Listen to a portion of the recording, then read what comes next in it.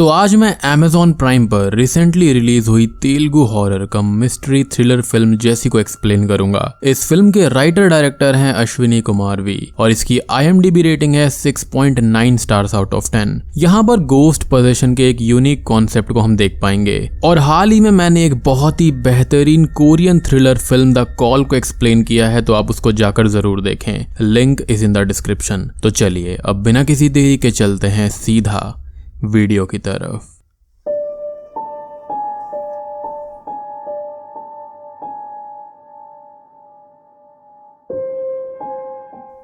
तो फिल्म की शुरुआत में हम दो लड़कियों को देखते हैं, जिसमें से एक लड़की का ये कहना था कि भगवान नहीं होते, क्योंकि अगर वो होते तो उनकी माँ आज जिंदा होती। कुछ ही देर के बाद में एक एक्सीडेंट होता है जहाँ पर एक लड़की मारी जाती है। अब कुछ समय के बाद में हम सेल्फ प्रोक्लेम्ड गोस्ट हंटर्स की एक टीम को देखते हैं जो कि एक हॉन्टेड मैंशन विक्टोरिया हाउस में जा रहे थे। इस टीम के मेंबर्स होते हैं शालिनी, जो, अभी और मोजो। रास्ते में इन लोगों को समीरा नाम की एक लड़की दिखती है जिससे ये एड्रेस मांगते हैं। समीरा विक्टोरिया हाउस का नाम सुनकर थोड़ा सरप्राइज हो जाती है और ये कहती है कि उसकी परमिशन के बगैर वो वहां पर नहीं जा सकते।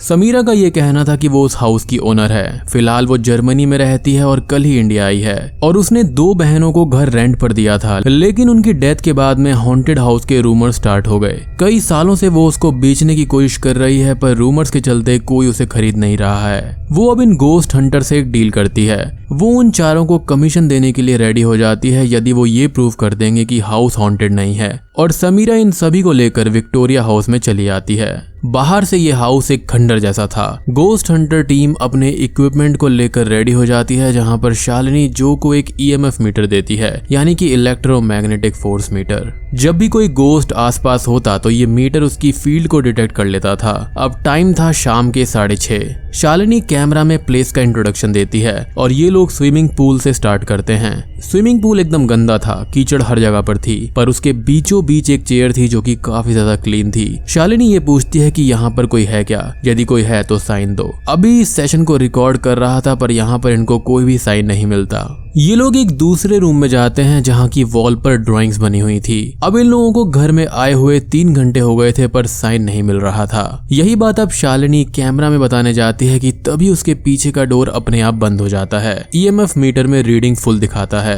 ये लोग फिर से उसी रूम में जाते हैं जहाँ पर इन्हें विंडो के पास एक स्मॉल टेडी बियर डॉल दिखता है। विंडो से सभी लोग बाहर देखते हैं, तभी अभी को उसके कैमरा में एक ब्लैक गोस्ट दिखाई देता है। वो गोस्ट स्विमिंग पूल के चेयर पर बैठा हुआ था और उसके हाथ में एक रेड टेडी बियर था। बाकी लोग भी कैमरा में इसे देखते हैं और अगले ही पल में इन सबके सामने उसी रूम में वो बड़ा सा टेडी बियर डॉल रखा हुआ मिलता है। वहां पर किसी के फुटस्टेप्स भी थे।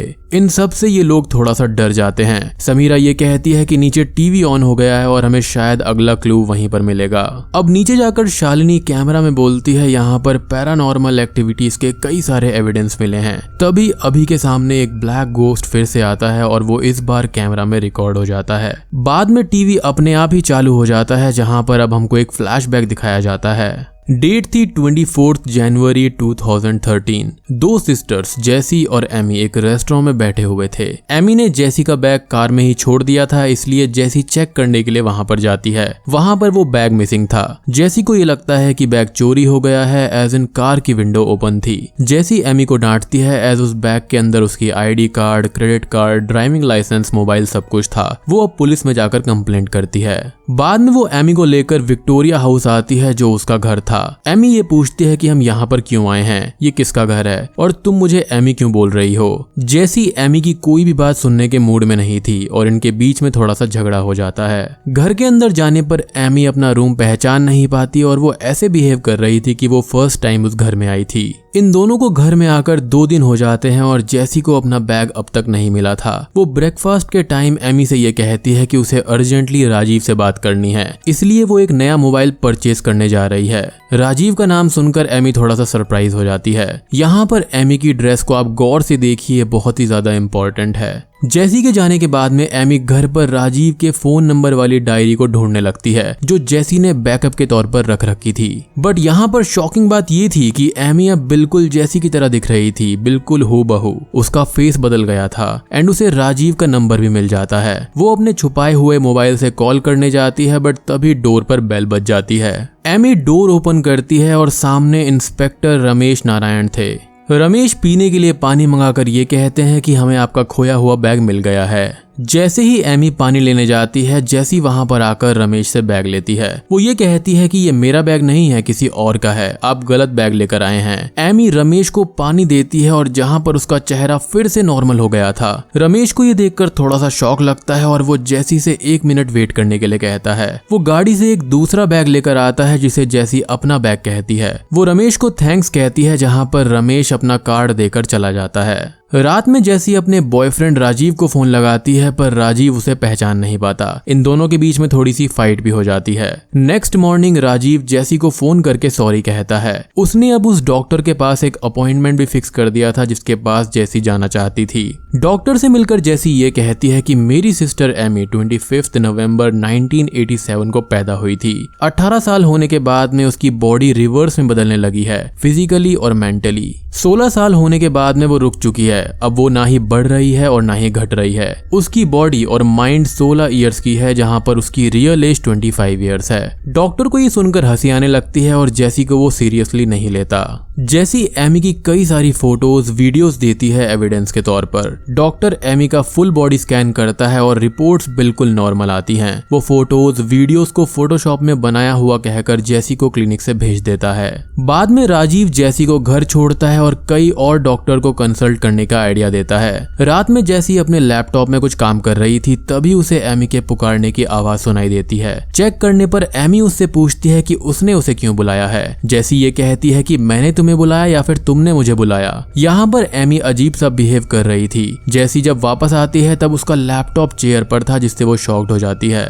जैसी को फिर से एमी के पुकारने की आवाज सुनाई देती है और इस बार एमी ये कहती है कि मेरे बेड के नीचे कोई है, प्लीज चेक करो। अब जैसी चेक करती है, वहां पर एक और एमी थी जो कि ये कहती है कि मेरे बेड के ऊपर कोई है, चेक करो। जैसी इस बार बेहद डर जाती है और चेक करने पर बेड पर कोई भी नहीं होता। अब अचानक से एक काला हाथ जैसी को बेड के नीचे से आकर पकड़ लेता है, जिससे वो डर जाती है और अगले दिन उठती है, यानी कि वो उसका एक नाइटमेयर था। जैसी जैसे ही बेड पर उठती है, उसके लेग्स पर उन्हीं फिंगर्स का निशान था। उसे यहाँ पर कुछ भी समझ नहीं आता कि ड्रीम क्या है और रियलिटी क्या है। एमी अब नॉर्मल बिहेव करती है और आज फिशिंग जाने के लिए जिद करती है। जैसी उसकी डिमांड मानती है और ये दोनों पूरे दिन फिशिंग करते हुए एंजॉय करते हैं। एज इंडियन मूवीज में गाना तो होना ही चाहिए, इसलिए हमको ये सब एक गाने के सहारे दिखाया जाता है। रात में जैसी एमी को डिनर के लिए बुलाने जाती है, जहां पर उसे एक स्केच बुक मिलती है जहां पर उसने डरावनी ड्राइंग्स बनाई हुई थी। डिनर के टाइम में वो एमी को ऐसे स्केचेस ना करने के लिए कहती है, जिससे एमी भड़क जाती है। वो फौरन ही गुस्सा होकर अजीब तरीके से जैसी पर चिल्लाकर चली जाती है। अगली सुबह जैसी को एमी बाथटब में अनकॉन्शियस मिलती है। ऐसा लगता है वो सुसाइड करने की कोशिश कर रही हो। जैसी उसे बाहर निकालकर राजीव को फोन लगाती है। राजीव भी अब एमी के रूम को चेक करता है, जहां पर डरावनी ड्राइंग्स वॉल पर थी। रूम पानी से फ्लडेड था। वो अब एक साइकियाट्रिस्ट को कंसल्ट करने के लिए कहता है। जैसी के घर अगले दिन साइकियाट्रिस्ट डॉक्टर आराध्या आती है। वो केस को स्टडी करके एमी से अकेले में कंसल्ट करने की बात करती है। जैसी उसे एमी के रूम में भेज देती है और कुछ टाइम बाद डॉक्टर आराध्या डर कर कांपते हुए बाहर आती है।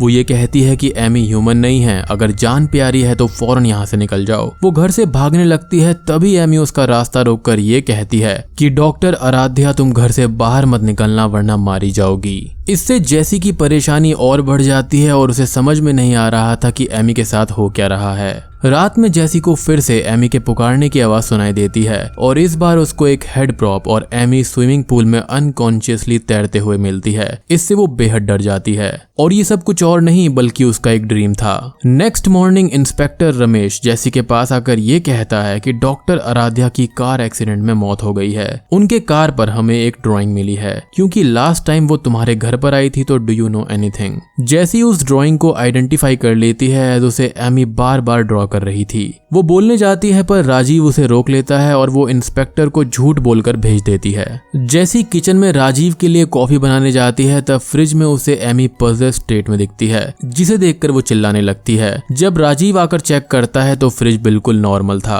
अब इनको एमी के रूम से लाउड साउंड सुनाई देने लगती हैं और चेक करने पर इस बार एमी क्लियरली पजेस्ड हो जाती है। वो पजेस्ड स्टेट में जैसी पर हमला करने आती है और जैसी अब ये कहती है कि हमें डॉक्टर की नहीं बल्कि एग्जॉर्सिस्ट की जरूरत पड़ेगी।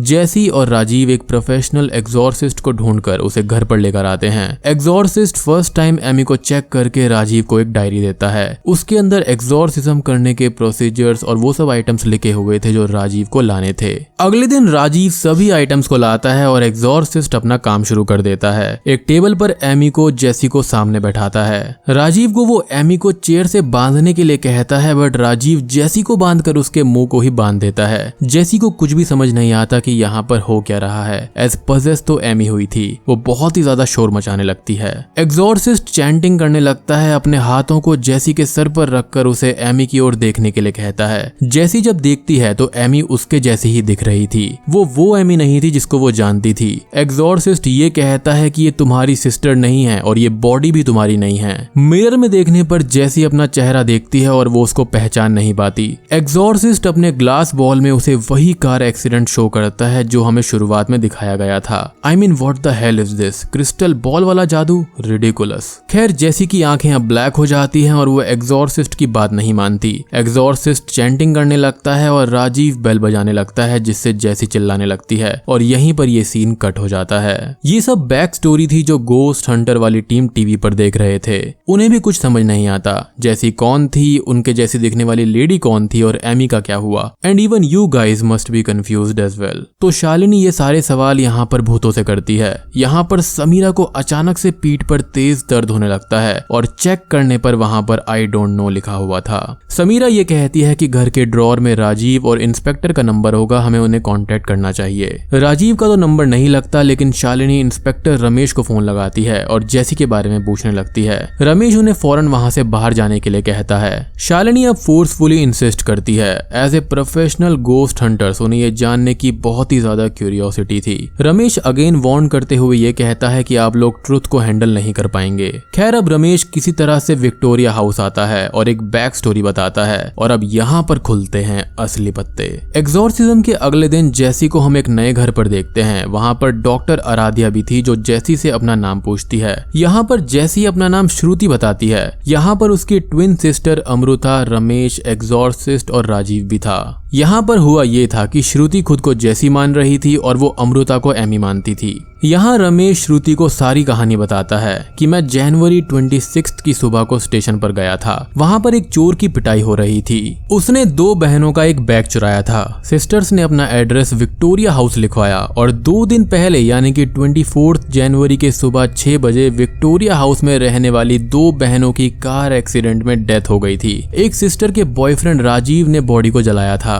अब उसी घर में रहने वाली सिस्टर्स ने सुबह 7:30 बजे मिसिंग बैग की कंप्लेंट भी दर्ज करवा दी। ये बात बहुत ही ज्यादा अजीब थी। स्टेशन पर रोड एक्सीडेंट में मिला हुआ एक बैग भी था जिसकी आईडी पर नेम जैसी था। चोर से मिले हुए बैग में आईडी नेम श्रुति था और उसको तभी से शक हुआ कि कुछ ना कुछ तो गड़बड़ है। मैं जब हाउस में बैग लौटाने गया तब ट्विन सिस्टर्स को देखकर वो सरप्राइज हो गया। वहाँ पर जो लड़की अपने आप को जैसी कह रही थी उसने चोर से मिले हुए बैग को आइडेंटिफाई नहीं किया बल्कि एक्सीडेंट स्पॉट से मिले हुए बैग को अपना बोला और उसको वहां पर अमृता का हेल्प वाला साइन भी दिखा था, इसलिए उसने अपना कार्ड जैसी को दिया था। बाद में उसने राजीव और अमृता से बात करी जिससे उसको सारी स्टोरी पता चली। श्रुति और अमृता हैदराबाद से इस शहर आ रहे थे जहां पर बीच में उन्होंने जैसी की कार एक्सीडेंट साइट को देखा था। उसके तुरंत बाद ही जैसी की सोल ने श्रुति को पजेस कर लिया, लेकिन गोस्ट को ये नहीं पता था कि वो बॉडी उसकी नहीं है बल्कि किसी दूसरे की है। उसे अमृता एमी जैसी दिखती थी इसलिए वो उसे विक्टोरिया हाउस लेकर गई। अब श्रुति की बॉडी से जैसी की गोस्ट को निकालना था। ये सारी कहानी उन्होंने उस एग्जॉर्सिस्ट को बताई। जैसी अब भूत प्रेत में नहीं मानती थी तो पहले उसे यकीन दिलाना जरूरी था कि भूत होते हैं, इसलिए फर्स्ट राजीव ने डॉक्टर से फेक अपॉइंटमेंट फिक्स किया। अमृता के पजेस होने का नाटक करना शुरू किया। डॉक्टर आराध्या ने भी मरने का नाटक किया। रूम के अंदर लगी हुई ड्राइंग्स भी नकली थी। हर तरीके से जैसी को यकीन दिलाया गया कि भूत होते हैं। जब वो कन्विंस हो गई तब एग्जॉर्सिज्म करके जैसी की आत्मा को उसकी बॉडी से निकाला गया। श्रुति को ये सब सुनकर शॉक लगता है और गोस्ट हंटर्स की टीम को भी शॉक लगता है, एज ये उनका फर्स्ट रियल एक्सपीरियंस था। अब अचानक से ही समीरा यहाँ पर गायब हो जाती है। सब लोग समीरा को ढूंढने लगते हैं। रमेश ये पूछता है कि समीरा कौन है। अभी ये कहता है कि वही लड़की जो आपके बगल में बैठी थी इतनी देर से, वो इस घर की ओनर है। रमेश अब उनको एक शॉकिंग बात बताता है कि उनको तो बस वही 4 लोग यहाँ पर दिखाई दिए थे। रमेश अब इन सबको जैसी के रूम में लेकर जाता है जहाँ पर एक पोर्ट्रेट था। वो पूछता है कि क्या यही समीरा है। जब सभी लोग हाँ भरते हैं तब रमेश ये कहता है कि यही जैसी है, हमें अब फौरन यहाँ से जाना होगा वरना वो मारे जाएंगे। इस घर में आने वाली 80% वुमेन मिसिंग हैं। यहाँ के रूमर सच हैं, जैसी सबको हॉन्ट कर रही है। और शुरुआत में हमको जो 2 लड़कियां दिखाई गई थी वो जैसी और उसकी बहन ही थी। घर में अचानक से सभी आइटम्स गिरने लगते हैं, तेज हवाएं चलने लगती हैं और सभी लोग घर से बाहर भागने लगते हैं। बाहर आकर देखने पर शालिनी और जो घर के अंदर ही ट्रैप हो गए थे। रमेश के मना करने के बावजूद अभी और मोजो अपनी फ्रेंड्स को बचाने फिर से घर के अंदर चले जाते हैं और रमेश भी उनके साथ जाता है, एज वो एक पुलिस ऑफिसर था और लोगों को बचाना उसका फर्ज था। घर के अंदर देखने पर जैसी ने जो को पजेस किया हुआ था और उसे शालिनी एमी लग रही थी। वो वॉल पर एक मैसेज लिखती है कि लीव और डाई, चले जाओ वरना मारे जाओगे। अभी शालिनी को ढूंढने लगता है। इससे जैसी गुस्से में एक एक करके सबको मार डालती है। रमेश भी उसी घर में ट्रैप हो जाता है। फिल्म के एंड में हमें जैसी ब्लैक ड्रेस में उसी चेयर पर बैठे हुए दिखाई देती है और बूम, फिल्म यहीं पर खत्म हो जाती है। तो दोस्तों ये थी फिल्म जैसी की कहानी। फिल्म एक साइकोलॉजिकल थ्रिलर और हॉरर का मिक्सचर है। इन दोनों को अच्छे से मिक्स तो किया गया है जिससे ये एक यूनिक जॉनरा बन जाता है। सिनेमेटोग्राफी भी बढ़िया है। Light, sounds and atmospheric horror elements आपको डराने में कामयाब होते हैं। बैकग्राउंड म्यूजिक के लिए वाटरफोन इंस्ट्रूमेंट का यूज हुआ है जो कि इंडिया में पहली बार है। फिल्म की सबसे बड़ी स्ट्रेंथ इसकी कॉम्प्लिकेटेड प्लॉट है जो कि फिल्म को यूनिक बनाती है। बात करें फिल्म की कमियों की तो लॉजिक कई जगहों पर ठीक नहीं बैठता। फिल्म में जैसी का एक्सीडेंट 24 जनवरी को मॉर्निंग 6 बजे में हुआ था। इंस्पेक्टर रमेश जनवरी 26 को विक्टोरिया हाउस आता है। मतलब 2 दिन तक 25 साल की अमृता किसी और के घर पर है, अपनी वियर्ड तरीके से बिहेव करने वाली सिस्टर के साथ में रह रही है।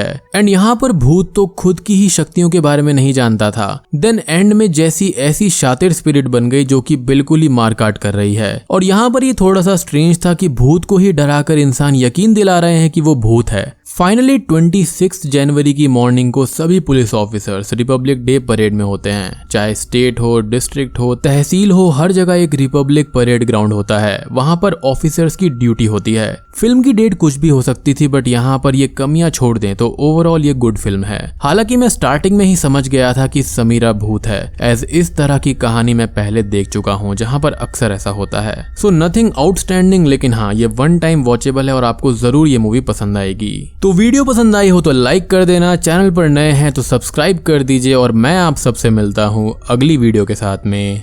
तब तक के लिए स्टे